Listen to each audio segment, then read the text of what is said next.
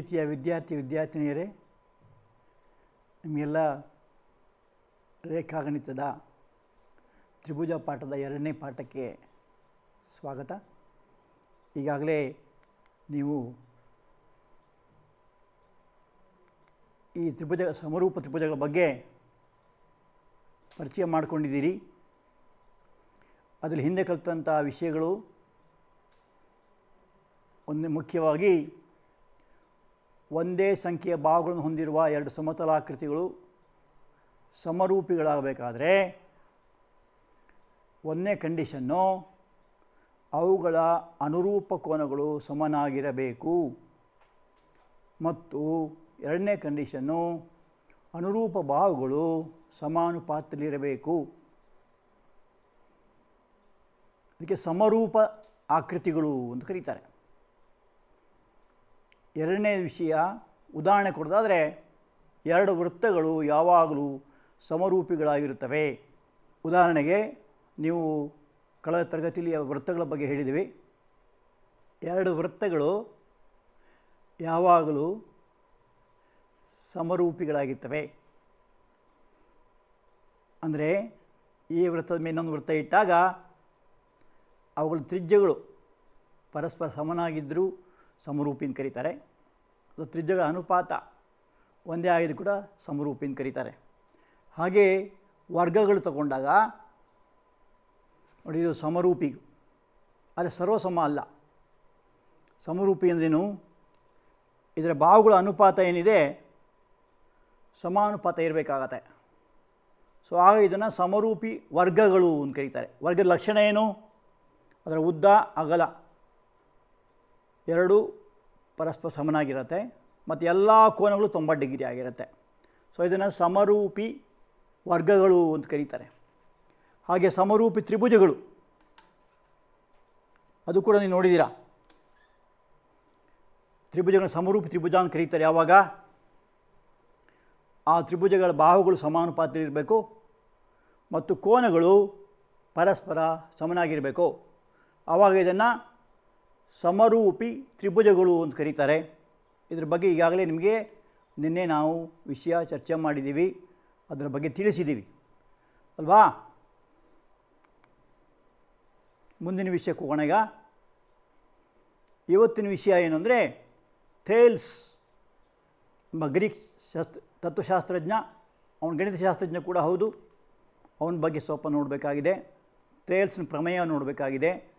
ಹಾಗೆ ವಿಲೋಮ ಪ್ರಮೇಯ, ಉಪಪ್ರಮೇಯಗಳ ಪರಿಚಯ, ಆಮೇಲೆ ಸರ್ವಸಮ ತ್ರಿಭುಜಗಳ ನಿರ್ಣಾಯಕಗಳಂತೆ ಸಮರೂಪ ತ್ರಿಭುಜಗಳ ನಿರ್ಣಾಯಕಗಳ ಬಗ್ಗೆ ಪೀಠಿಕೆ.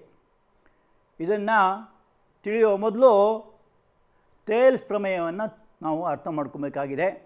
ಅದೇನು ಥೇಲ್ಸ್ ಪ್ರಮೇಯ ಅಂತ ನೋಡೋಣ. ಅದಕ್ಕೆ ಮೊದಲು ಥೇಲ್ಸ್ ಬಗ್ಗೆ ಒಂದು ಸಣ್ಣ ಪರಿಚಯ.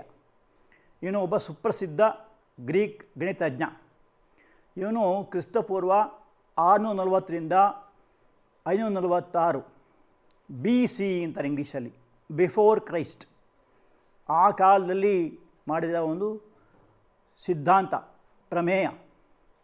ಅವನು ಸಾಕ್ರೆಟೀಸ್ಗಿಂತಲೂ ಮೊದಲಿನ ತತ್ವಶಾಸ್ತ್ರಜ್ಞ. ಸಾಕ್ರೆಟೀಸ್ ನಿಮ್ಗೆ ಗೊತ್ತಿರ್ಬೋದು, ಗ್ರೀಕ್ನಲ್ಲಿ ಮುಖ್ಯವಾಗಿ 4 ಜನ ತತ್ವಶಾಸ್ತ್ರಜ್ಞರು. ಸಾಕ್ರೆಟೀಸ್, ಅವನ ಶಿಷ್ಯ ಬಂದು ಅರಿಸ್ಟಾಟಲ್, ಅವನ ಶಿಷ್ಯ ಬಂದು ಪ್ಲೇಟೋ, ಅವನ ಶಿಷ್ಯ ಬಂದು ಅಲೆಕ್ಸಾಂಡರ್. ಇದರಲ್ಲೆಲ್ಲ ಅವರು ಭಾಳ ಪ್ರಸಿದ್ಧರಾಗಿರ್ತಕ್ಕಂಥ ಗುರು ಶಿಷ್ಯ ಸಂಬಂಧ. ಇವತ್ತು ಗುರುಕುಲ ಮಾದರಿಯ ವಿದ್ಯಾಸಂಸ್ಥೆ ನಮ್ಮದು. ಆ ಗುರುಕುಲ ಮಾದರಿಯಲ್ಲಿ ಗುರುಗಳು ಬಹಳ ಮುಖ್ಯ ಸ್ಥಾನ ಇರುತ್ತೆ. ಆ ಕಾಲದಲ್ಲಿ ಕೂಡ ಗ್ರೀಕ್ನಲ್ಲಿ ಅದು ಇತ್ತು. ಹಾಗೆ ಇವನು ಆ ಸಾಕ್ರೆಟಿಸ್ಗಿಂತಲೂ ಮೊದಲಿರ್ತಕ್ಕಂಥ ಒಬ್ಬ ಥೇಲ್ಸ್ ಗಣಿತಶಾಸ್ತ್ರಜ್ಞ. ಇವನ ಪ್ರಕಾರ ಏನಂದರೆ, ಭೂಮಿ ಅಂದರೆ ನೀರು ಮೇಲೆ ತೇಲ್ತಾ ಇರುವಂಥ ಒಂದು ಗ್ರಹ ಅಂತ ಹೇಳಿದ್ದವನು. ಆಮೇಲೆ ಈ ಗ್ರಹಣದ ಬಗ್ಗೆ ಕೂಡ ಸಂಶೋಧನೆ ಮಾಡಿದ್ದ. ಸೂರ್ಯಗ್ರಹಣ, ಚಂದ್ರಗ್ರಹಣ ಯಾಕೆ ಉಂಟಾಗುತ್ತೆ, ಹೇಗೆ ಉಂಟಾಗುತ್ತೆ ಎಂಬುದನ್ನು ಕೂಡ ಹೇಳಿದ್ದ. ಆಮೇಲೆ ಪ್ರಮೇಯಗಳಿಗೆ ತಾರ್ಕಿಕ ಸಾಧನಗಳನ್ನು ತೋರಿಸ್ಕೊಟ್ಟಿದ್ದಾನೆ. ಅಂದರೆ ಸಿದ್ಧಾಂತಗಳು ಹಂತ ಹಂತವಾಗಿ ಹೇಗೆ ಪ್ರೂವ್ ಮಾಡ್ಬೋದು ಅಂತ ತೋರಿಸ್ಕೊಟ್ಟಿದ್ದಾನೆ. ಆಮೇಲೆ ಇವನನ್ನು ಗ್ರೀಕ್ ದೇಶದಲ್ಲಿ ಸಪ್ತರ್ಷಿಗಳಲ್ಲಿ ಒಬ್ಬ ಅಂತ. ನಮ್ಮ ದೇಶದಲ್ಲಿ ಯಾವ ರೀತಿ ಭಾರದ್ವಾಜ, ಅಂಗೀರಸ, ವಶಿಷ್ಠ, ವಿಶ್ವಾಮಿತ್ರ ಅಂತ ಸಪ್ತರ್ಷಿಗಳಿದ್ದಾರೆ. ಅದೇ ಥರ ಗ್ರೀಕ್ನಲ್ಲಿರತಕ್ಕಂಥ ಸಪ್ತರ್ಷಿಗಳು ಅಂದರೆ ಪ್ರಸಿದ್ಧರಾದ ತತ್ವಶಾಸ್ತ್ರಜ್ಞರಲ್ಲಿ ಒಬ್ಬ ಆರ್ಕಿಮಿಡೀಸ್ ಅಂತ ಬರ್ತಾನೆ, ಅಲ್ಲೇ ಇದು ಪ್ಲೇಟೋ ಬರ್ತಾನೆ, ಅರಿಸ್ಟಾಟಲ್ ಬರ್ತಾನೆ. ಅದೇ ಥರ ಥೇಲ್ಸ್ ಕೂಡ ಪ್ರಸಿದ್ಧವಾಗಿರ್ತಕ್ಕಂಥ ಒಬ್ಬ ತತ್ವಶಾಸ್ತ್ರಜ್ಞ ಮತ್ತು ಗಣಿತಜ್ಞ ಅಂತ ಗೊತ್ತಾಗತ್ತೆ. ಈಗ ಅವನ ಮುಖ್ಯವಾದ ಪ್ರಮೇಯ ಅಂದರೆ ಅದಕ್ಕೆ ಮೂಲ ಸಮಾನುಪಾತತೆಯ ಪ್ರಮೇಯ ಅಂತಲೂ ಕರೀತಾರೆ. ಶಾರ್ಟಾಗಿ ಥೇಲ್ಸ್ನ ಪ್ರಮೇಯ ಅಂತ ಕರೀತಾರೆ. ನೋಡಿ, ಆ ತ್ರಿಕೋನ ಚಿತ್ರ ನೋಡ್ಕೊಳ್ಳಿ, ನೀವು ಒಂದು ಪುಸ್ತಕ ಬರ್ಕೊಳ್ತಾ ಹೋಗಿ ಅದನ್ನು. ತ್ರಿಭುಜದ ಒಂದು ಬಾಹುವಿಗೆ ಸಮಾನಾಂತರವಾಗಿಳಿದ ಸರಳ ರೇಖೆಯು ಉಳಿದ ಎರಡು ಬಾಹುಗಳನ್ನು ಸಮಾನುಪಾತದಲ್ಲಿ ವಿಭಾಗಿಸುತ್ತದೆ. ತ್ರಿಭುಜ ಅಂದರೆ ಗೊತ್ತಲ್ಲ, ಮೂರು ಕೋನ ಇರತಕ್ಕಂಥ, ಮೂರು ಭುಜ ಇರತಕ್ಕಂಥ ಒಂದು ಆಕೃತಿ. ಈಗ ತಾನೇ ನಿಮ್ಗೆ ತೋರಿಸಿದ್ದೀನಿ. ಇದಕ್ಕೆ ಮೂರು ಶೃಂಗ ಬಿಂದುಗಳಿರ್ತವೆ, ಎ ಬಿ ಸಿ ಅಂತ ಅಲ್ವಾ. ಆಮೇಲೆ ಮೂರು ಕೋನ ಇರ್ತದೆ, ಮೂರು ಭುಜಗಳಿರ್ತದೆ, ಮೂರು ಕೋನ ಇರುತ್ತೆ. ಇಂಥ ಆಕೃತಿಗೆ ತ್ರಿಭುಜ ಅಂತ ಕರೀತಾರೆ. ನಿಮಗೆ ತೋರಿಸುವ ಚಿತ್ರದಲ್ಲಿ ಒಂದು ಬಾವಿಗೆ ಸಮಾನ ಅಂತ ಎಳೆದಿದ್ದಾರೆ. ಯಾವುದು? ಬಿ ಸಿ ಅಂತ ಪಾದ, ಅದಕ್ಕೆ ಸಮ ಅಂತ ಎಳೆದಿರೋದು ಡಿ ಇ. ಸೊ ಡಿ ಇಯನ್ನು ಬಿ ಸಿಗೆ ಸಮ ಅಂತ ಎಳೆದಾಗ ಏನು ಸಾಧಿಸಬೇಕು? ಆ ಸಮಾನಾಂತರ ರೇಖೆ ಏನಿದೆ ಉಳಿದ ಎರಡು ಬಾಹುಗಳನ್ನು ಸಮಾನುಪಾತದಲ್ಲಿ ವಿಭಾಗಿಸುತ್ತದೆ. ಸಮಾನುಪಾತ, ಅನುಪಾತ ಯಾವುದು? A D by D B is equal to A E by E C. ಇದು ನಾವು ಸಾಧಿಸಬೇಕಾಗಿರ್ತಕ್ಕಂಥದ್ದು. ಅದಕ್ಕೆ ಸಾಧನೀಯ ಅಂತ ಕರೀತಾರೆ. ಮೊದಲು ಕೊಟ್ಟು ದತ್ತ, ಅದು ಎರಡನೇ ಸ್ಟೆಪ್ಪು ಸಾಧನೀಯ. ಮೂರನೇದಾಗಿ ನೋಡಿ, ಅದನ್ನೇ ಇನ್ನೊಮ್ಮೆ ಬರೆದಿದೆ ಅಲ್ಲಿ. ದತ್ತಾದಲ್ಲಿ ತ್ರಿಭುಜ ಎ ಬಿ ಸಿಯಲ್ಲಿ ಡಿ ಸಮಾಂತರ ಬಿ ಸಿ, ಸಾಧನೀಯದಲ್ಲಿ A D by D B is equal to A E by E C. ಚಿತ್ರ ಸರಿ ನೋಡ್ಕೊಳ್ಳಿ. ಆ ಡಿ ಎಂಬುದು ಮಧ್ಯಬಿಂದು ಆಗಬೇಕಂತ ನಿಯಮ ಇಲ್ಲ, ಎಲ್ಲಿ ಬೇಕಾದ್ರೆ ಇರ್ಬೋದು. ಎ ಬಿ ಮೇಲೆ ಎಲ್ಲಿ ಬೇಕಾದ್ರೆ ಇಳಿಬೋದು ಅದನ್ನ. ಆಮೇಲೆ ಹೆಸರು ಕೂಡ ಅಷ್ಟೇ, ಎ ಬಿ ಸಿನೇ ಕೊಡಬೇಕಂತಿಲ್ಲ, ಯಾವ ಹೆಸರು ಬೇಕಾದ್ರೆ ಕೊಡ್ಬೋದು. ನೀವು ಅಭ್ಯಾಸ ಮಾಡುವಾಗ ಪಿ ಕ್ಯೂ ಆರ್ ಎಸ್ ಇಟ್ಕೊಂಡು ಮಾಡ್ಬೋದು. ಸರಿನಾ? ರಚನೆ ನೋಡ್ಕೊಳ್ಳಿ. ಅಲ್ಲಿ ನೀಲಿ ಬಣ್ಣ ಕಾಣಿಸುತ್ತೆ ನೋಡಿ, ನೀಲಿ ಬಣ್ಣದಲ್ಲಿ ಏನು ಬಿ ಇಯನ್ನು ಸೇರಿಸಿದ್ದೀವಿ. ಹಾಗೆ ಇನ್ನೊಂದು ಸೇರಿಸಬೇಕಾದ್ದು ಸಿ ಡಿ, ಬಿ ಇ ಮತ್ತು ಸಿ ಡಿಗಳನ್ನು ಸೇರಿಸಿದ್ದೇವೆ. ಆಮೇಲೆ ಇನ್ನೊಂದು ಲಂಬ ಎಳೆದಿದೆ. ಯಾವುದು? ಇ ಎನ್ ಲಂಬ ಎ ಬಿ ಎಳೆದಿದೆ, ಡಿ ಎಮ್ ಲಂಬ ಎ ಸಿ ಎಳೆದಿದೆ. ಯಾಕೆ ಲಂಬ ಎಳೆದಿದೆ ಅಂತ ನಿಮ್ಗೆ ಅನಿಸ್ಬೋದು. ಈ ರಚನೆ ಮಾಡೋ ಉದ್ದೇಶ ಏನು ಅಂದರೆ, ಯಾವುದೇ ಪ್ರಮೇಯವನ್ನು ಸಾಧಿಸಬೇಕಾದ್ರೆ ಅದಕ್ಕೆ ಸಹಾಯ ಮಾಡ್ತದೆ. ಗೊತ್ತಿರೋದ್ರಿಂದ ಗೊತ್ತಿಲ್ಲದವ್ರ ಕಡೆ ಹೋಗಬೇಕಾಗತ್ತೆ. ನೋನ್ ಟು ಅನ್ನೋನ್ ಅಂತಾರೆ ಇಂಗ್ಲೀಷಲ್ಲಿ. ಸೊ ನಮಗೇನು ಗೊತ್ತಿದೆ? ತ್ರಿಭುಜ ವಿಸ್ತೀರ್ಣ ಬಗ್ಗೆ ಗೊತ್ತಿದೆ. ತ್ರಿಭುಜ ವಿಸ್ತೀರ್ಣ ಸೂತ್ರ ಏನು? ಅರ್ಧ ಪಾದ ಇಂಟು ಎತ್ತರ. ಉದಾಹರಣೆ ನೋಡಿ, ಸಾಧನೆ ನೋಡೋಣ. ತ್ರಿಕೋನ ಎ ಡಿ ಇ ನೋಡ್ರಿ, ಮೇಲ್ಗಡೆ ಇದೆಯಲ್ಲ, ಮೇಲ್ಗಡೆ ಕಾಣಿಸುತ್ತಲ್ಲ ಎ ಡಿ ಇ ಅಂತ. ಅದರಲ್ಲಿ ಎರಡು ಲಂಬ ಇದೆ. ಒಂದರ ಹೆಸರು ಡಿ ಎಮ್ ಅಂತ, ಇನ್ನೊಂದು ಹೆಸರು ಇ ಎನ್ ಅಂತ. ಸರಿನಾ? ಸೊ ಎ ಡಿ ಎ ವಿಸ್ತೀರ್ಣ ಅಂದಾಗ ಅರ್ಧ ಇಂಟು ಪಾದ A D into E N. E N ಅಂದರೆ ಲಂಬ. ಆಮೇಲೆ ಡಿ ಎಮ್ ತಗೊಂಡಾಗ, ಪಾದ ಎ ಇ ತಗೊಂಡಾಗ ಅರ್ಧ into A into D M. So ಒಂದನೇ ಸೆಂಟೆನ್ಸ್ ನೋಡ್ಕೊಳ್ಳಿ. ತ್ರಿಭುಜ ಎ ಡಿ ಯ ವಿಸ್ತೀರ್ಣ ಇಸ್ ಈಕ್ವಲ್ ಟು ಅರ್ಧ A D into E N is also equal to ಅರ್ಧ A E into D M. ಸರಿನಾ? ಎರಡನೇ ಸ್ಟೆಪ್ಪು, ತ್ರಿಭುಜ ಡಿ ಬಿ ಯ ವಿಸ್ತೀರ್ಣ. ಅದು ಹೆಂಗೆ ಗೊತ್ತಾಯಿತು ಡಿ ಬಿ ಅಂತ? ಆ ನೀಲಿ ಬಣ್ಣ ಕೊಟ್ಟಿದ್ದು ನೋಡ್ರಿ. ಯಾಕೆ ಅಂದರೆ ನಮಗೆ ಬೇಕಾದ್ದೇನು? ಎ ಡಿ ಒಂದು ಸಿಕ್ತೀಗ, ಇನ್ನೊಂದು ಬೇಕಾದರೆ ಡಿ ಬಿ ಬೇಕು. ಸೊ ಡಿ ಬಿ ಎಲ್ಲಿ ಬರ್ತದೆ? ಆ ತ್ರಿಭುಜ ಡಿ ಬಿ ಇನಲ್ಲಿ ಪಾದ ಡಿ ಬಿ ಬರುತ್ತೆ. ಸೊ ಪಾದ ಡಿ ಬಿ ಹೇಳಿದಾಗ ಎತ್ತರ ಯಾವುದಾಗುತ್ತೆ? ಅಲ್ಲಿ ನಾವು ಒಂದು ಲಂಬ ಹೇಳ್ಕೊಂಡಿದ್ದೀವಿ ನೋಡಿ. ಆ ಲಂಬದಲ್ಲಿ ಏನಾಗಿದೆ? ಅದು ವಿಶಾಲ ಕೋನ ತ್ರಿಭುಜ. ಆ ವಿಶಾಲ ಕೋನ ತ್ರಿಭುಜದಲ್ಲಿ ನಾವು ಅದನ್ನು ಎಕ್ಸ್ಟೆಂಡ್ ಮಾಡಿದ್ವಿ, ಡಿ ಬಿಯನ್ನು ಎನ್ ತನಕ ಎಕ್ಸ್ಟೆಂಡ್ ಮಾಡಿದ್ವಿ ಅಲ್ವಾ. ಅದಕ್ಕೋಸ್ಕರ ಏನಾಗುತ್ತೆ? ತ್ರಿಭುಜ ಡಿ ಬಿ ಯ ವಿಸ್ತೀರ್ಣ ಇಸ್ ಈಕ್ವಲ್ ಟು ತ್ರಿಭುಜ ಇ ಸಿ ಡಿ ಯ ವಿಸ್ತೀರ್ಣ. ಇ ಸಿ ಡಿ ಅಂದರೆ ಯಾವುದು? ಆ ಹಳದಿ ಬಣ್ಣ ಕೊಟ್ಟು ನೋಡಿ, ಅದು ಇ ಸಿ ಡಿಯ ವಿಸ್ತೀರ್ಣ. ಇವೆರಡೂ ಕೂಡ ಏನು ವಿಶೇಷ ಅಂದರೆ ಇವೆರಡೂ ಕೂಡ ಒಂದೇ ಪಾದ ಡಿ ಇ, ಒಂದೇ ಜೊತೆ ಸಮಾಂತರ ರೇಖೆಗಳು ಡಿ ಇ ಮತ್ತು ಬಿ ಸಿ, ಅವುಗಳ ಮಧ್ಯೆ ಇದೆ. ಸೊ 9ನೇ ಕ್ಲಾಸ್ ಒಂದು ಪ್ರಮೇಯ ಕಲ್ತಿದ್ದೀರಾ ಏನು ಅಂತ? ಒಂದೇ ಪಾದ ಮತ್ತು ಒಂದೇ ಜೊತೆ ಸಮಾಂತರ ರೇಖೆ ನಡುವೆ ಇರತಕ್ಕಂಥ ತ್ರಿಕೋನ ವಿಸ್ತೀರ್ಣಗಳು ಪರಸ್ಪರ ಸಮ. ಸೊ ನೀಲಿ ಬಣ್ಣ ಕೊಟ್ಟ ತ್ರಿಕೋನ ಮತ್ತು ಹಳದಿ ಬಣ್ಣ ಕೊಟ್ಟ ತ್ರಿಕೋನಗಳ ವಿಸ್ತೀರ್ಣಗಳು ಪರಸ್ಪರ ಸಮ. ಯಾಕೆಂದರೆ ಡಿ ಇಯನ್ನು ಬಿ ಸಿಗೆ ಸಮಾನಾಂತರ ಎಳೆದಿದೆ. ಸೊ ಅದರ ವಿಸ್ತೀರ್ಣ ಏನಾಗುತ್ತೆ? ಡಿ ಬಿ ವಿಸ್ತೀರ್ಣ ಅರ್ಧ ಇಂಟು ಡಿ ಬಿ ಇಂಟು ಎತ್ತರ. ಎತ್ತರ ಅಂದರೆ ಯಾವುದು? ಇ ಎನ್ ಅಂತ ತಗೋಬೇಕು, ಯಾಕೆ ಅದು ವಿಶಾಲ ಕೋನ ತ್ರಿಕೋನ. ಹಾಗೆಯೇ ಇ ಸಿ ಡಿಯ ವಿಸ್ತೀರ್ಣ ಕೇಳಿದಾಗ ಅರ್ಧ ಇಂಟು ಪಾದ ಇ ಸಿ ಇಂಟು ಎತ್ತರ ಇ ಎನ್ ಆಗುತ್ತೆ. ಸೊ ಅರ್ಧ into D B into E N is equal to ಅರ್ಧ into E C into D M. ಇದು ಎರಡನೇ ವಿಷಯ. ಈ 1 ಮತ್ತು 2 ಅನುಪಾತ ತಗೊಂಡಾಗ ಮೇಲ್ಗಡೆ ಬಂದಿದ್ದು ಅರ್ಧ into A D into E N, ಕೆಳಗಡೆ ಅರ್ಧ into D B into E N is equal to ಬಲಗಡೆ ತಗೊಳ್ಳಿ ಅರ್ಧ into A E into D M by ಅರ್ಧ into E C into D M. So ಅರ್ಧ ಅರ್ಧ ಕ್ಯಾನ್ಸಲ್ ಆಗುತ್ತೆ, ಎಡಗಡೆಯಲ್ಲಿ ಇ ಎನ್ ಕ್ಯಾನ್ಸಲ್ ಆಗುತ್ತೆ, ಬಲಗಡೆ ಡಿ ಎಮ್ ಕ್ಯಾನ್ಸಲ್ ಆಗುತ್ತೆ. ಕೊನೆಯದಾಗಿ A D by D B is equal to A E by E C ಅಂತ ಬರುತ್ತೆ. ಸರಿ ಚಿತ್ರ ನೋಡ್ಕೊಳ್ಳಿ. A D by D B ಅಂದರೆ ಆ ಎ ಬಿ ಮೇಲೆ 2 ರೇಖಾಖಂಡಗಳು A D by D B. ಹಾಗೆ A E by E C ಅಂದರೆ ಎ ಸಿ ಮೇಲೆ ಇರ್ತಕ್ಕಂಥ ರೇಖಾಖಂಡಗಳು A E by E C ಅಂತ. ಸೊ ಈ ಅನುಪಾತ ಸಮ ಅಂತ. ಯಾಕೆ ಸಮ ಆಗುತ್ತದು? ಡಿ ಎಂಬ ರೇಖೆಯನ್ನು ಬಿ ಸಿಗೆ ಸಮಾನಾಂತರವಾಗಿ ಎಳೆದಿದ್ದೀವಿ. ಸರಿನಾ? ಈ ಪ್ರಮೇಯ ಕಲ್ತ್ಕೊಂಡ್ಬರ್ಬೇಕೆಲ್ಲರೂ. ಸರಿನಾ? ಇವಾಗ ಮುಂದಿನ ವಿಷಯ ಪ್ರಮೇಯ 2.2 ಏನು ಹೇಳ್ತದೆ? ಒಂದು ತ್ರಿಭುಜದ 2 ಬಾಹುಗಳನ್ನು ಸಮಾನುಪಾತದಲ್ಲಿ ವಿಭಾಗಿಸಿದ ರೇಖೆಯು 3ನೇ ಬಾಹುವಿಗೆ ಸಮಾನಾಂತರವಾಗಿರ್ತದೆ ಅಂತ ಪ್ರಮೇಯ. ಅದರ ಪ್ರಕಾರ ಅದರ ವಿಲೋಮ ಪ್ರಕಾರ ಏನಾಗುತ್ತೆ? ವಿಲೋಮ ಏನು ಹೇಳ್ತದೆ?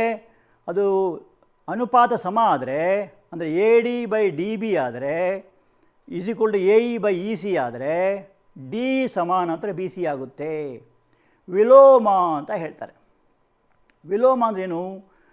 ಪರೀಕ್ಷೆಯಲ್ಲಿ ಡಿಸ್ಟಿಂಕ್ಷನ್ ಬರಬೇಕಾದ್ರೆ ಕಷ್ಟಪಟ್ಟು ಓದಬೇಕು, ಒಂದು ಹೇಳಿಕೆ. ಆದರೆ ವಿಲೋಮ ಹೆಂಗೆ ಹೇಳಬೇಕು? ಕಷ್ಟಪಟ್ಟು ಓದಿದರೆ ಪರೀಕ್ಷೆಯಲ್ಲಿ ಡಿಸ್ಟಿಂಕ್ಷನ್ ಬರ್ಬೋದು ಅಲ್ವಾ? ಸೊ ಇಲ್ಲಿ ಮಳೆ ಚೆನ್ನಾಗಿ ಬಂದರೆ ವಾತಾವರಣ ತಂಪಾಗಿರ್ತದೆ. ಸೊ ವಾತಾವರಣ ತಂಪಾಗಿದ್ರೆ ಅರ್ಥ ಏನು ಅಂದರೆ ಮಳೆ ಚೆನ್ನಾಗಿ ಬಂದಿದೆ, ಅದು ವಿಲೋಮ ಅಂತ. ಹಾಗೆ ಈಗ ತಾನೇ ನಾವು ಪ್ರಮೇಯ ನೋಡಿದ್ದೀವಿ. ಆ ಪ್ರಮೇಯದ ವಿಲೋಮ ಏನು ಹೇಳ್ತದೆ? ಯಾವುದೇ ಒಂದು ತ್ರಿಭುಜದ 2 ಬಾಹುಗಳನ್ನು ಸಮಾನುಪಾತದಲ್ಲಿ ವಿಭಾಗಿಸಿದ ರೇಖೆಯು 3ನೇ ಬಾಹುವಿಗೆ ಸಮಾನಾಂತರವಾಗಿರುತ್ತದೆ. ಸೊ ಡಿ ಎಂಬುದು ಬಿ ಸಿಗೆ ಸಮಾನಾಂತರವಾಗುತ್ತದೆ ಅಂತ ಅದು ವಿಲೋಮ ಪ್ರಮೇಯ. ಇನ್ನು ಇದಕ್ಕೆ ಸಂಬಂಧಪಟ್ಟ ಉಪಪ್ರಮೇಯಗಳಿದ್ದಾವೆ, ಅದಕ್ಕೆ ಫಲಿತಾಂಶಗಳು ಅಂತ ಕರೀತಾರೆ. ಏನು ಫಲಿತಾಂಶ?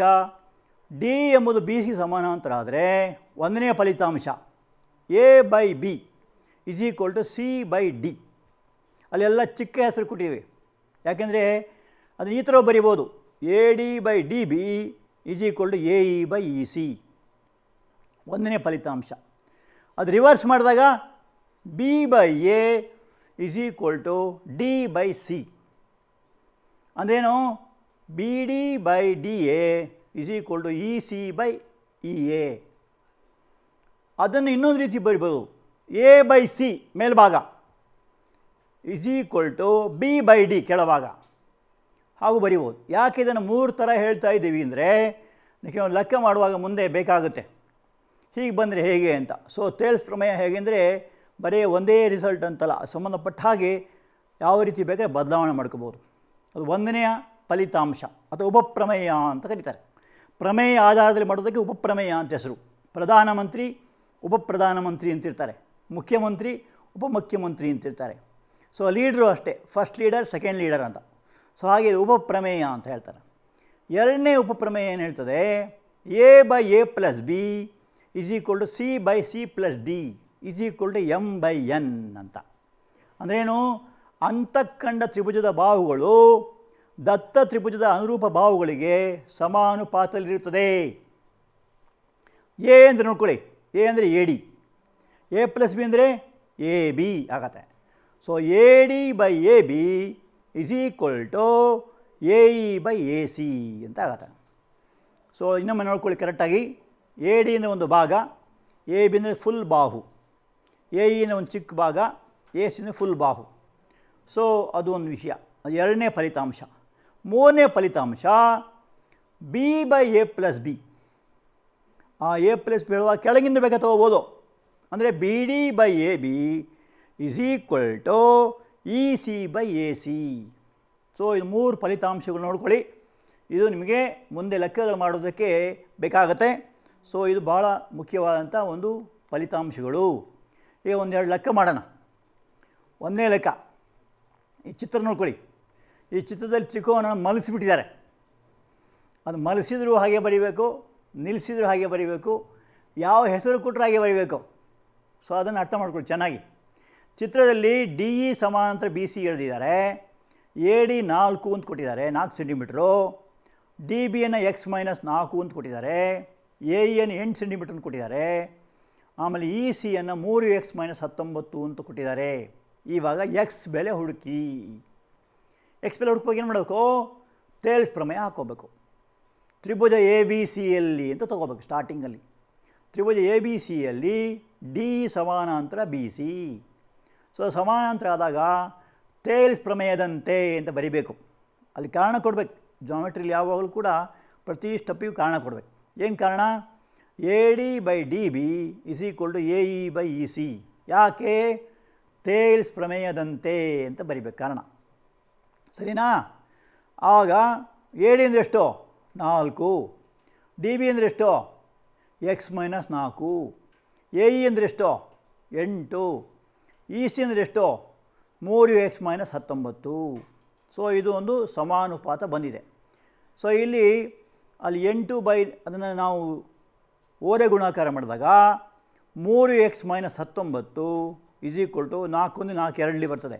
2 ಇಂಟು ಎಕ್ಸ್ ಮೈನಸ್ 4 ಅಂತ ಬರುತ್ತೆ. ಸೊ ಎಕ್ಸನ್ನು ಈ ಕಡೆ ತಂದಾಗ 2 ಇಂಟು ಎಕ್ಸ್ 2x, 2 4 8 ಆಗುತ್ತೆ. ಸೊ 2x ಮೈನಸ್ 8, ಆ 2x ಈಚೆ ಎಡಕ್ಕೆ ತಂದಾಗ 3x ಮೈನಸ್ 2x ಅಂತ ಆಗುತ್ತೆ. ಇಸ್ ಈಕ್ವಲ್ ಟು ಮೈನಸ್ 19 ಬಲಕ್ಕೆ ಬರಲಿ, ಪ್ಲಸ್ 19 ಆಗುತ್ತೆ. 2 4 8, 19 ಮೈನಸ್ 8, ಎಕ್ಸ್ ಅಂದರೆ 11 ಅಂತ ಬರ್ತದೆ. ಸೊ ಇದು ಒಂದು ರೀತಿಯ ಲೆಕ್ಕ. ಸೊ ಎಕ್ಸ್ 11 ಆದರೆ ಡಿ ಬಿ ಎಷ್ಟಾಗುತ್ತೆ? 11 ಮೈನಸ್ 4 7 ಆಗುತ್ತೆ. ಇ ಸಿ ಎಷ್ಟಾಗುತ್ತೆ? 3 11 33 ಮೈನಸ್ 19 ಅಂದರೆ 14 ಬರುತ್ತೆ. ಸೊ ಅದು ಅನುಪಾತ ಹಾಕಿ ನೋಡಿದರೆ ನಿಮಗೆ ಕರೆಕ್ಟಾಗಿ ಆ ಲೆಕ್ಕಕ್ಕೆ ಉತ್ತರ ಸಿಗುತ್ತೆ. ಸರಿನಾ? ಇದು ಒಂದನೇ ಒಂದು ಉದಾಹರಣೆ. ಎರಡನೇ ಲೆಕ್ಕ ನೋಡಿ. ಇ ಮತ್ತು ಎಫ್ಗಳು ತ್ರಿಕೋನ ಪಿ ಕ್ಯೂ ಆರ್ನ ಪಿ ಕ್ಯೂ ಮತ್ತು ಪಿ ಆರ್ನ ಮೇಲಿನ ಬಿಂದುಗಳಾಗಿವೆ.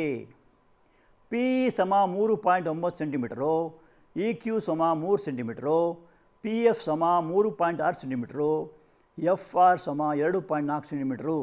ಇ ಎಫ್ ಸಮಾನಾಂತರ ಕ್ಯೂ ಆರ್ ಆಗಿದೆಯೇ ಅಂತ ಕೇಳ್ತಿದ್ದಾರೆ. ಸೊ ಆಗಿದೆ ಅಂತ ಹೇಳ್ಬೇಕಾದ್ರೆ ಏನು ಮಾಡಬೇಕು? ಸಮಾನಾಂತರ ಕಂಡೀಷನ್ ಏನು? ತೇಲ್ಸ್ ಉಪಪ್ರಮೇಯ ಪ್ರಕಾರ ಇ ಎಫ್ ಎಂಬುದು ಪಿ ಕ್ಯೂ ಆರ್ ಸಮಾಂತರ ಆಗ್ಬೇಕಾರೆ ಬಾಹುಗಳ ಸಮಾನುಪಾತ ಬರಬೇಕು. ಅಂದ್ರೇನು? First P by E Q ಮಾಡ್ಕೋಬೇಕು. ಪಿ ಅಂದ್ರೆಷ್ಟು? 3.9. ಇ ಕ್ಯೂ ಅಂದ್ರೆಷ್ಟು? 3. ಸೊ 3.9. 3.9 ಬೈ 3 ಮಾಡಿದಾಗ ನಿಮಗೆ 13 ಬೈ 39 ಬೈ 30 ಬರುತ್ತೆ. ಸಂಕ್ಷಿಪ್ತ ಮಾಡಿದಾಗ 13 ಬೈ 10 ಅಂತ ಬರುತ್ತೆ. ಅದು ಒಂದನೇ. ಎರಡನೇ ಸಮೀಕರಣ P F by F R 3.6 by 2.4 ಮಾಡಿದಾಗ 36 ಬೈ 24 ಬರ್ತದೆ. 12 24, 12 3 36, 3 ಬೈ 2 ಅಂತ ಬರುತ್ತೆ. ಸೊ 1 ಮತ್ತು 2ರಿಂದ P by E Q is not equal to, ನೋಡಿ ಆ ಚಿಹ್ನೆ ಇದೆಯಲ್ಲ, ಈಕ್ವಲ್ ಬರೆದು ಅಡ್ಡಗೆರೆ ಹೇಳಿದ್ದಾರೆ. ನಾಟ್ ಈಕ್ವಲ್ ಟು ಅಂತ ಬರ್ತದೆ P F by F R. ಅಂದರೆ ಒಂದನೇ ಅನುಪಾತವು ಎರಡನೇ ಅನುಪಾತಕ್ಕೆ ಸಮನಾಗಿಲ್ಲ. ಆದ್ದರಿಂದಾಗಿ ಇ ಎಫ್ ಎಂಬುದು ಕ್ಯೂ ಆರ್ಗೆ ಸಮಾನಾಂತರವಾಗಿಲ್ಲ. ಯಾಕೆಂದರೆ ತೇಲ್ಸ್ನ ವಿಲೋಮ ಪ್ರಮೇಯ ಪ್ರಕಾರ ಸಮಾನಾಂತರವಾಗಬೇಕಾದ್ರೆ ಎರಡು ಅನುಪಾತಗಳು ಪರಸ್ಪರ ಸಮನಾಗಬೇಕು. ಸರಿನಾ? ಮುಂದಿನ ಲೆಕ್ಕ ನೋಡೋಣ. ಎ ಬಿ ಸಿ ಡಿ ತ್ರಾಪಿಜ್ಯದಲ್ಲಿ ಎ ಬಿ ಸಮಾನಾಂತರ ಡಿ ಸಿ, ಕರ್ಣಗಳು ಓನಲ್ಲಿ ಛೇದಿಸಿವೆ. A O by B O is equal to C O by D O ಎಂದು ಸಾಧಿಸಿ ಅಂತ ಹೇಳಿದ್ದಾರೆ. ಸೊ ತ್ರಾಪಿಜ್ಯ ಅಂದ ತಕ್ಷಣ ನಿಮಗೆ ಅದರ ಶೇಪ್ ನೋಡಿದ್ದೀರಾ, ಇನ್ನೊಮ್ಮೆ ನಿಮಗೆ ತೋರಿಸೋಣ ಅಂತೆ. ನೀವು ನೋಡಿರ್ತೀರಾ, ನೋಡಿದ್ದು ತ್ರಾಪಿಜ್ಯ ಅಂತ ಹೇಳ್ತಾರೆ. ಇದು ಒಂದು ರೀತಿಯ ಸಮಾನಾಂತರ ಚತುರ್ಭುಜ. ಇಲ್ಲಿ ಇದ್ರ ವಿಶೇಷ ಏನಂದರೆ ಒಂದು ಜೊತೆ ಮಾತ್ರ ಸಮಾನಾಂತರ ಇರುತ್ತೆ ನೋಡಿ. ಇದು ಉಳಿದ ಭಾಗಗಳು ಸಮ ಇರೋದಿಲ್ಲ, ಸಮಾನಾಂತರ ಇರೋದಿಲ್ಲ. ಇದಕ್ಕೆ ತ್ರಾಪಿಜ್ಯ ಅಂತ ಕರೀತಾರೆ. ಇದಕ್ಕೆ 4 ಬಾಹುಗಳಿರ್ತದೆ. ಎ ಬಿ ಸಿ ಡಿ ಅಂತ ಬರ್ತದೆ, ಇನ್ನೊಂದು ಎ ಡಿ ಮತ್ತು ಬಿ ಸಿ ಅಂತ ಬರ್ತದೆ ಅಲ್ವಾ. 2 ಕರ್ಣಗಳಿರ್ತದೆ, ಈ ಕಡೆ ಒಂದು ಕರ್ಣ, ಈ ಕಡೆ ಒಂದು ಕರ್ಣ. ಕರ್ಣ ಅಂದ್ರೇನು? ಅಭಿಮುಖ ಬಾಹುಗಳನ್ನು ಸೇರಿಸುವ ರೇಖೆ ಕರ್ಣ. ಸರಿನಾ? ಇವೆರಡು ಸಮಾನಾಂತರ ಇರುತ್ತೆ. ಇದು ತ್ರಾಪಿಜ್ಯ ಸಮಾಚಾರ. ಸೊ ಈ ತ್ರಾಪಿಜ್ಯದಲ್ಲಿ ಒಂದು ಲೆಕ್ಕ ಕೊಟ್ಟಿದ್ದಾರೆ. ಇದನ್ನೇನು ವಿಶೇಷ ಇದರದ್ದು? ಇಲ್ಲಿ ಒಂದು ಜೊತೆ ಬಾಹುಗಳು ಪರಸ್ಪರ ಸಮಾನಾಂತರವಾಗಿರ್ತದೆ ಎಂಬುದು ಒಂದು ವಿಷಯ ತಿಳ್ಕೊಬೇಕು ನೀವು. ಮತ್ತು ಒಂದು ಕರ್ಣ ಹೇಳಿದ್ರೆ ಅದು ತ್ರಾಪಿಜ್ಯವನ್ನು 2 ಭಾಗ ಮಾಡ್ತದೆ ಅಂತ ಇನ್ನೊಂದು ವಿಷಯ ಅಲ್ವಾ. ಈ ಒಂದು ವಿಷಯ ತಿಳ್ಕೊಂಡು ಈಗ ಆ ಲೆಕ್ಕಕ್ಕೆ ಬರೋಣ. ಸೊ ಅಲ್ಲಿ ಎ ಬಿ ಸಿ ಡಿ ತ್ರಾಪಿಜ್ಯದಲ್ಲಿ 2 ತ್ರಿಕೋನ ಆಗಿದೆ. ಒಂದು ತ್ರಿಕೋನದ ಹೆಸರು ಎ ಡಿ ಸಿ ಅಂತ, ಇನ್ನೊಂದು ತ್ರಿಕೋನದ ಹೆಸರು ಬಿ ಡಿ ಸಿ ಅಂತ ಹೇಳ್ಬಿಟ್ಟು. ಸರಿನಾ? ಸೊ ಎ ಡಿ ಸಿಯಲ್ಲಿ ಏನಾಗಿದೆ, ಪಿ ಒ ಎಂಬ ರೇಖೆ, ಅಲ್ಲಿ ಪಿ ಕ್ಯೂ ಅನ್ನು ಸೇರಿಸ್ಬೇಕಾಗತ್ತೆ, ಸಮಾನಾಂತರ ಇಳಿಬೇಕಾಗ್ತದೆ ಓ ಮೂಲಕ ಹಾದು ಹೋಗಿ. ಆವಾಗೇನಾಗುತ್ತೆ, ಪಿ ಒ ಸಮಾನಾಂತರ ಡಿ ಸಿ ಅಂತಿರೋದ್ರಿಂದ ಥೇಲ್ಸ್ ಪ್ರಮೇಯ ಪ್ರಕಾರ ಅಲ್ಲಿ ಕಾರಣ ಬರಿಬೇಕು. ಥೇಲ್ಸ್ ಪ್ರಮೇಯದಂತೆ ಅಂತ ಬರಿಬೇಕು. ಏನು ಬರಿಬೇಕು? A O by C O is equal to A P by P D. ಯಾವುದರಲ್ಲಿ? ತ್ರಿಭುಜ ಎ ಡಿ ಸಿಯಲ್ಲಿ ಕಾರಣ ಬರಿಬೇಕು. ಏನು ಕಾರಣ? ಥೇಲ್ಸ್ ಪ್ರಮೇಯದಂತೆ ಅಂತ. ಎರಡನೇದು ತ್ರಿಭುಜ ಬಿ ಡಿ ಸಿಯಲ್ಲಿ, ಆ ಬಿ ಡಿ ಸಿ ಕೂಡ ಒಂದೇ ಪಾದ, ಡಿ ಸಿ ಪಾದ. ಅದೇನಾಗುತ್ತೆ, B O by O D is equal to B Q by Q C. ಇವಾಗ ಎ ಬಿ ಎಂಬುದು ಪಿ ಕ್ಯೂ ಸಮಾನಾಂತರ, ಪಿ ಕ್ಯೂ ಎಂಬುದು ಎ ಬಿ ಸಮಾನಾಂತರ. ಆಗೇನಾಗುತ್ತೆ, 1 ಮತ್ತು 2ರಿಂದ ಅಂತ ತಗೊಂಡು ನೋಡಿ, ಬಲಗಡೆ ವಿಷಯಗಳು ಸಮ ಆಗುತ್ತೆ. ಬಲಗಡೆ ವಿಷಯ ಯಾವುದು? A P by P D is equal to B Q by Q C. So ಬಲಗಡೆ ಸಮ ಆದಾಗ ನಂಬರ್ 1 ಮತ್ತು 2 ತೊಗೊಂಡಾಗ ಎಡಗಡೆ ಕೂಡ ಸಮ ಆಗಬೇಕು. ಎಡಗಡೆ ಯಾವುದು? A O by C O is equal to B O by O D ಅಂತ ಬರ್ತದೆ. ಅದನ್ನು ಇನ್ನೊಂದು ರೀತಿ ಬರೆಯೋದಾದರೆ A O by B O, ಚಿತ್ರ ನೋಡ್ಕೊಳ್ಳಿ, A O by B O is equal to C O by O D ಅಂತ ಹೇಳ್ಬಿಟ್ಟು. ಇದು ತ್ರಾಪಿಜ್ಯ ಸಮಾಚಾರ. ತ್ರಾಪಿಜ್ಯದಲ್ಲಿ ಥೇಲ್ಸ್ ಪ್ರಮೇಯನ ಅನ್ವಯಿಸಿದ್ದು. ಹೇಗೆ ಅನ್ವಯಿಸಿದ್ದು? ಅಲ್ಲಿ ಸಮಾಂತರ ರೇಖೆ ಎಳೆದಿದ್ದು. ಯಾವುದು ಅದರ ಹೆಸರೇನು? ಪಿ ಕ್ಯೂ ಎಂಬ ಸಮಾನಾಂತರ ರೇಖೆ ಎಳೆದಾಗ ಈ ತ್ರಾಪಿಜ್ಯ ಬಂತು. ಇವಾಗ ಮುಂದಿನ ಲೆಕ್ಕ ನೋಡೋಣ. ಇದು ಥೇಲ್ಸ್ ಪ್ರಮೇಯದ ಮೇಲೆ ಇರ್ತಕ್ಕಂಥ ಇನ್ನೊಂದು ಲೆಕ್ಕ, ಅದು ಮನೆ ಕೆಲಸ. ಈ ಲೆಕ್ಕದ ಮೇಲೆ ಆಧಾರ ಇರ್ತಕ್ಕಂಥ ಒಂದು ಮನೆ ಕೆಲಸ ನೋಡೋಣ. ಒಂದನೇದಾಗಿ ಕೆಳಗಿನ ಚಿತ್ರದಲ್ಲಿ ಚಿತ್ರ ನೋಡ್ಕೊಳ್ಳಿ, 3 ಲೆಕ್ಕ ಇದೆ ಒಟ್ಟು. ಒಂದನೇ ಚಿತ್ರದಲ್ಲಿ A B C, figure number 1 ನೋಡ್ಕೊಳ್ಳಿ. ಆ ಎ ಬಿ ಸಿ ತ್ರಿಕೋನದಲ್ಲಿ ಎ ಡಿ ಕೊಟ್ಟಿದ್ದಾರೆ 1.5 ಅಂತ, ಬಿ ಡಿ ಕೊಟ್ಟಿದ್ದಾರೆ 3 ಅಂತ, ಎ ಇ ಕೊಟ್ಟಿದ್ದಾರೆ 1 ಅಂತ. ಇ ಸಿ ಎಷ್ಟು ಅಂತ ಕೇಳಿದ್ದಾರೆ. ಮಾಡ್ಬೋದಾ? ಪ್ರಮೇಯ, ಥೇಲ್ಸ್ ಪ್ರಮೇಯ ಉಪಯೋಗಿಸ್ಕೊಂಡು ಆ ಲೆಕ್ಕ ಮಾಡೋದಂತೆ. ಎರಡನೇದು ತ್ರಿಭುಜ ಎ ಬಿ ಸಿಯಲ್ಲಿ ಬಲಗಡೆ ಚಿತ್ರ ನಂಬರ್ 2 ನೋಡಿರಿ. ಅಲ್ಲಿ ಬಿ ಡಿ 7.2 ಕೊಟ್ಟಿದ್ದಾರೆ, ಎ ಇ 1.8 ಕೊಟ್ಟಿದ್ದಾರೆ, ಇ ಸಿ 5.4 ಕೊಟ್ಟಿದ್ದಾರೆ. ಎ ಡಿ ಎಷ್ಟು ಅಂತ ಕೇಳ್ತಿದ್ದಾರೆ. ಸರಿನಾ? ಆಮೇಲೆ ಎರಡನೇ ಚಿತ್ರದಲ್ಲಿ P E 4, Q E 4.5, P F 8, R F 9 ಸ್ವಲ್ಪ ರಫ್ ಆಗಿ ಬಿಡಿಸಿದ ಚಿತ್ರ. ಆದ್ದರಿಂದ ನೀವು ಚಿತ್ರ ಇದು ಲೆಕ್ಕಾಚಾರ ಸರಿಯಾಗಿಲ್ಲ, ಆದರೆ ರಫ್ ಫಿಗರ್ ಅಷ್ಟು ಅರ್ಥ ಮಾಡ್ಕೊಳ್ಳಿ ಅಷ್ಟೇ. ಆದರೆ ಇ ಎಫ್ ಸಮಾನಾಂತರ ಕ್ಯೂ ಆರ್ ಆಗಿದೆಯೇ ಅಂತ ಕೇಳ್ತಿದ್ದಾರೆ. ಇದು ಥೇಲ್ಸನ ಉಪಪ್ರಮೇಯ ಪ್ರಕಾರ. ಸರಿನಾ? ನಾಳೆ ಬರುವಾಗ ಹೋಮ್ವರ್ಕ್ ಮಾಡ್ಕೊಂಬನ್ನಿ. Thank you. ಸಾಯಿರಾಮ್.